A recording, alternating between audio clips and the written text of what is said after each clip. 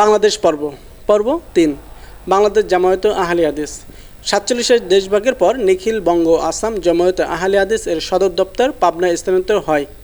১৯৫৩ সালে সাধারণ সভায় এর নাম পরিবর্তন করে পূর্ব পাক জমিয়তে আহলে হাদিস রাখা হয়। ১৯৫৬ সালে এর সদর দপ্তর ঢাকা স্থানান্তর করা হয়। ১৯৭১-এ বাংলাদেশ স্বাধীন হওয়ার পর এর নতুন নাম হয় বাংলাদেশ জামায়াতে আহলে হাদিস। বর্তমানে সভাপতি ডক্টর মোহাম্মদ আব্দুল বারী। জামায়াতে আহলে হাদিস বাংলাদেশে আহলে হাদিস আন্দোলনের ভিত রচনা করে। মাওলানা আবদুল্লাহ কাফি কোরাইশি ছিলেন উদার মনস্ক মানুষ। তিনি নিজে আহলে হাদিস হলেও অপরের মতকে সম্মান করতেন এবং দলমত নির্বিশেষে সকলের ঐক্য চাইতেন। তার নেতৃত্বে জামায়াতে একটি শক্তিশালী প্রাতিষ্ঠানিক ভিত্তি লাভ করে। বর্তমানে সাপ্তাহিক আরাফাত এই দলটির মুখপাত্র।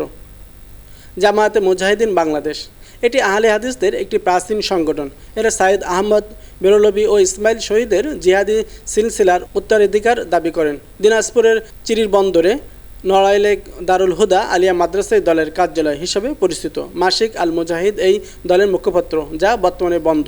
এই দলটির কোনো সাংগঠনিক কার্যক্রম অবশিষ্ট নেই।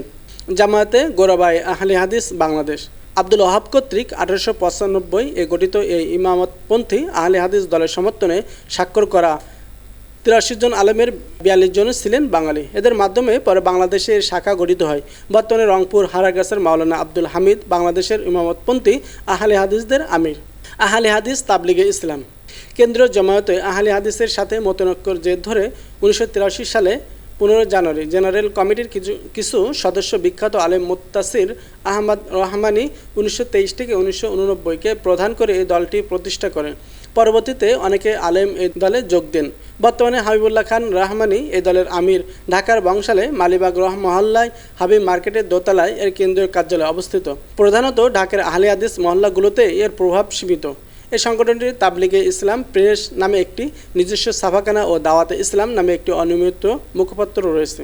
বাংলাদেশ আহলে হাদিস যুব সংঘ ও মহিলা সংস্থা ৭০ দশকে বঙ্গবন্ধু সফরে নিহত হওয়ার পরে ক্ষমতার পালাবদল ঘটে। জেনারেল জিয়াউর রহমান ক্ষমতায় আসেন। এরপর ইসলামী রাজনৈতিক দলগুলো স্বাধীনতার পর প্রথমবারের মতো বাংলাদেশের রাজনীতিতে সক্রিয় হয়ে ওঠে।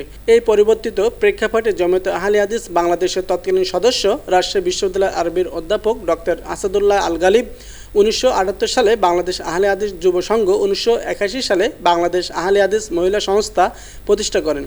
মূলত আহলে হাদিস আন্দোলনকে রাজনৈতিক পর্যায়ে শক্তিশালী করা এবং সামাজিকভাবে একটি বুদ্ধিভিত্তিক আন্দোলন হিসেবে একে সর্বস্তরে প্রতিষ্ঠা করাই ছিল এই সংগঠনগুলির লক্ষ্য। আহলে হাদিস আন্দোলন বাংলাদেশ উপরোক্ত সংগঠন দুটির কার্যক্রম কিছুটা ব্যাপক হওয়ার পরে ২৩ সেপ্টেম্বর ১৯৯৪ তারিখে এই সংগঠনগুলোর মাদার সংগঠন হিসেবে আহলে হাদিস আন্দোলন বাংলাদেশ এর আত্মপ্রকাশ ঘটে। আত্মপ্রকাশের পরপরই এই সংগঠনটি মসজিদ, মাদ্রাসা ও এনজিও ভিত্তিক একটি নেটওয়ার্ক এবং রাজনৈতিক কাঠামো গড়ে তোলে। এছাড়া এর নারী, যুব, ছাত্র ও শিশু শাখাও প্রতিষ্ঠা করে। ২০০৫ সালে বাংলাদেশ সরকার মিলিট্যান্টদের সাথে যোগসাজশের অভিযোগে তাকে গ্রেফতার করে। তার বিরুদ্ধে কুয়েত এবং মিডল ইস্ট থেকে ফান্ডিং পাওয়ার অভিযোগ ওঠে, যা তিনি অস্বীকার করেন। পরে ২০০৮ সালে তিনি মুক্তি পান। আহলে হাদিস আন্দোলন একটি সোশ্যাল মুভমেন্ট হলেও এর পলিটিক্যাল লক্ষ্যও রয়েছে। ২০০৬ সালে জোট সরকারের ক্ষমতা হস্তান্তর পর এই দলটি ইনসাফ নামে একটি রাজনৈতিক দল গঠন এবং আসন্ন নির্বাচনে ন্যূনতম ৬০টি সিটে প্রার্থী দেওয়ার ঘোষণা দেয়।